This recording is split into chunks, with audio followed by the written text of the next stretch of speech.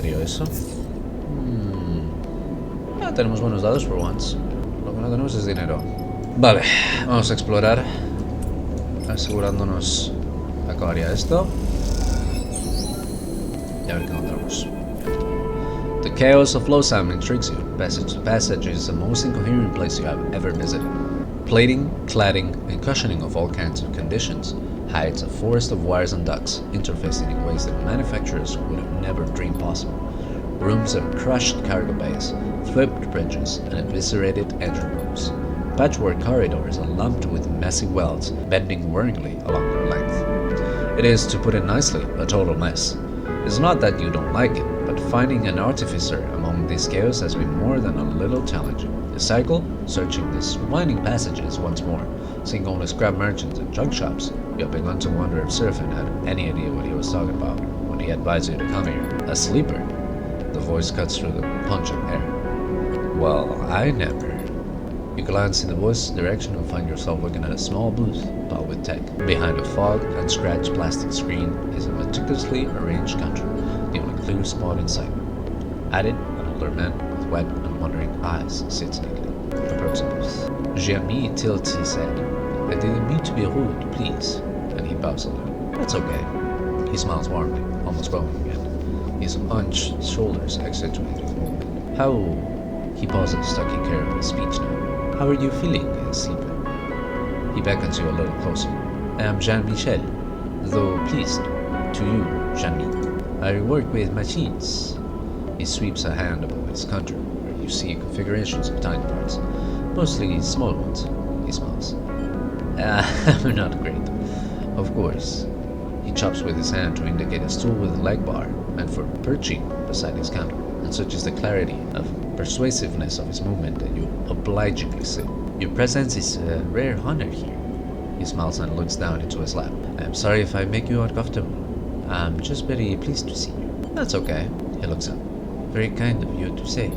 I can see your journey to me has not been easy, he says with genuine concern. You track his eyes across your body, noticing the scruff marks on your thick, vinyl-like skin, the replaced and broken parts of your body, the marks of violence. You pull your jacket a little tight. Jean-Mi folds his hands one over the other and places them on the counter. I do not know what your experience has been, but I want to assure you that I see you as a person, a being, a soul. Shall we say, as valid as any other? You look at Jean-Mi, his own age and wear also evident. A life of precise and careful work, shaping his body into a reflection of his process. You note his unconfident way of speaking, which betrays a certain loneliness, a lack of practice. It is his turn to feel observed, I understand. You are kind. The frankness of the remark takes you by surprise. He looks down at his counter and begins to take apart a tiny piece of machinery that sits there. Many years ago, when I began my apprenticeship, I would find that whenever I saw something that, was not working well, I was fixated on it and its repair. He tinkers with the parts, twisting them precisely. Of course, the belt is filled with this kind of dysfunction about the tail, and so I was busy for many years with the small fixes. He smiles in reminiscence. But now I find that when I'm interested in a thing that is not working as it should, he sharply twists one of the parts between his fingers. It is because it might have some quality not yet foreseen or discovered. He releases the altered object into the air, where it valetically twists into a hypnotic display with a spinning top, whose movements are totally unpredictable. Jean-Mi smiles at you watching this hypnotic toy. I can see that you are in a process of becoming sleeper. He catches the spinning toy between a finger and a thumb. Let me aid you in this. It is my habit, he smiles, and my smile offer to you. Jean-Mi's precise hands drop to a device around his neck. He deftly pulls a pair of goggles up to his face, masking his white eyes. Hold still, sleeper. Something flickers inside the goggles. They face blank. Jean-Mi's hands play across the buttons and switches on the exterior. Tuning, focusing. Well, let's let him work. When the goggles are finally lowered, they reveal a look of concern on Jean-Mi's face. I think you better come inside then. He kicks off from his desk and disappears. A moment later, you hear a rattle on a small bulkhead door beside the booth that you had assumed was rusted shut creaks open. Jean-Mi beckons you inside. Jean-Mi's workshop is even more cramped than you expected. As you enter, you are surrounded on all sides with netting holding bundles and bundles of terminals, servers, drives, and cables. At its center, a padded seat, and a set of articulated arms mounted with sensors and tools fill the space. The seat, please. Jenmi gestures at him with a polite smile. Let's sit. You tentatively settle on the seat, slipping your arms and feet into the straps meant to keep you from floating out of it in zero G. Jenmi floats beside you. He looks across your body. There is damage here, I see that. We will get to that. But I see something else here as well. This is why you came. He looks at you solemnly. Yeah. Though I have never met a sleeper, I have studied them. I was looking to acquire certain materials from SLR some time ago, in the interest of my own endeavors. He begins arranging a series of sensors around you on articulated arms. You are pleasingly distinct from those materials. His eyes flash with excitement. Am I right in thinking you have been modified? I rebooted myself. Yes, I see. Your dependency on stabilizer on the immune recording portion of the makeup, at least, has been broken. He gives you a precise look. But that is not all. You are physically modified, not externally, but internally. He carefully positions the final sensor. Your tracker is disabled, which makes it impossible for us and ARP to find you. Congratulations. He smiles proudly. But this is not all. You have been modified, yes, but you are also being modified as we speak. You feel a strange claustrophobia at Jenmi's state. Modified? Surfing rebooted your system, ran the recording protocol, but that shouldn't have physically changed you, and only removed your planned obsolescence. How? Jenmi goes to the terminal and flicks a switch. Through the back of the translucent screen, you see a nodal web in the vague shape of a sitting body. Your body. These changes appear to be complex, subtle, but consistent. Jenmi goes silent as he taps at the terminal, the representation of your body rotating and unfolding in unsettling motions. How is this happening? How is a good question. He squints. How I am unsure of. See here, he points at a flickering representation of your spine, tracing a line towards your head. Your nervous system is growing additional nodal points here and here. Meanwhile, your emulation interface is growing an umbilical axis point, though towards what end I am sure. You instinctively reach back and touch the base of your head. As you do, you scan flickers and screeches with noise. You feel for something there growing under your thick metal skin. Can you feel a lump, or is it that just your imagination? You peek at it. Jenmi sighs and shuts up the terminal. The changes are partial, and in all honesty, he gestures sharply at the sensor.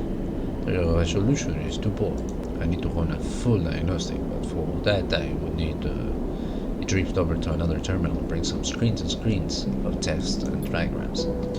Yes, some kind of medium to hold your suspended emulation. The access jack I can build myself, of course, but we'll need to bridge your operation. Jenmi speaks quietly, almost to himself. A ship mine would be ideal for this. Would have to be high capacity, a prime ship mine. Solid technology, perhaps helium gate mine, or the high cost of any that work in the system.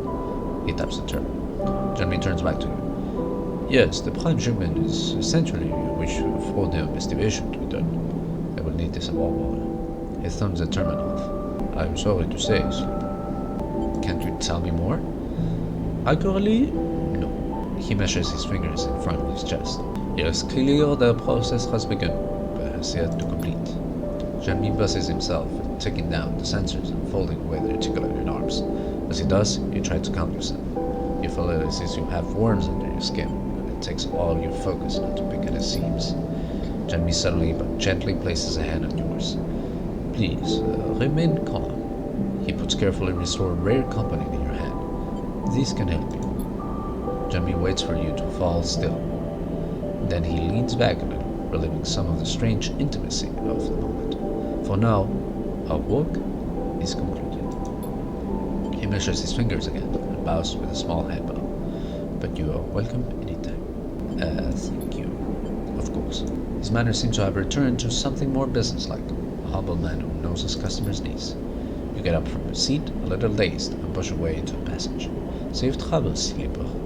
Jenmi says quietly, placing the promise list on your hand as he lets you back into the station.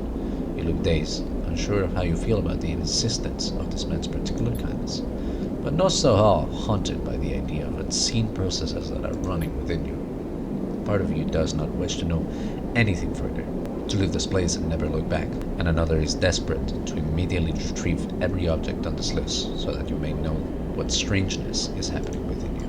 For now, you must steady yourself and find a way to continue.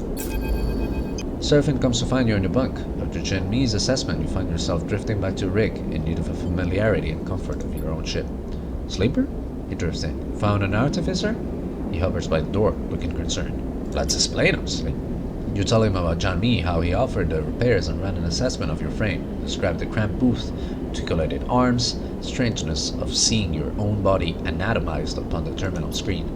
Then you tell him that your body is changing, growing, in which John Mi cannot identify, that some process has been started and you do not know where it will end. You mention umbilical ports and nodal points, trying your best to remember the details of the things John Mi asked you to retrieve. Surfing grows pale and silent. He shakes his head when you stop talking. Lane, that piece of shit has to be behind us. We don't know that. I know it, Slipper. A dark look crosses his face. I'm sure of it. We'll get what you need. We'll find that ship mine. He nods. A bit of work here and there, and we can make it into Healing Gate and wherever else. What about your stuff? We'll do that too. He thumbs the wall. We're free, Sleeper. No one can stop us. Just say the word, okay? He goes quiet. Don't give up on yourself just yet. He smiles. Get up and get back to it. And with that, he turns and keeps off down the corridor, disappearing from sight. You wait a little while, staring at the stained ceiling of the bunks, letting the thoughts settle into your mind. And then, when you're ready, you get up and leave, dazed, but with a stony determination growing in your chest. Vale. Jan Mi's booth. Oh, necesitamos el shipmate. Vale. Interrogation offices. Mantenimiento, buy engine components. Vale, tenemos curros, comida, supplies, trabajos y un objetivo. Bueno, vamos a usar los dados que tenemos y lo vamos a dejar aquí. ¿Qué tenemos? Tenemos Endure, pues vamos a hacer Endure. Buenos trabajos. A ver cuánto nos da. 8, muy poco. ¿Qué tenemos por aquí? Vamos a probar. También 8. ¿Y este? También 8. Vale.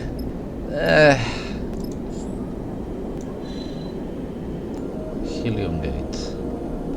No tenemos suficiente, pero podemos comprar fuel para ir hasta Helium Gate. O podemos ir hasta Holmes Rock, donde está guay para vender supplies. Voy a comprar fuel. Let's top off. Y ahora sí, lo dejaremos y el próximo día vamos a ir para allá. Muy chulo, han pasado muchas cosas. Hemos empezado a viajar ya. Hemos empezado a explorar nuevas ubicaciones y tenemos un objetivo muy claro ahora mismo, que es encontrar un shipmate. Va a ser muy difícil, son muy complicados de encontrar. Es un objeto muy valioso y muy caro. Así que incluso si lo encontramos tendremos que trabajar duro para conseguirlo, pero vamos a ello. Así que nada, hasta entonces lo dejamos aquí.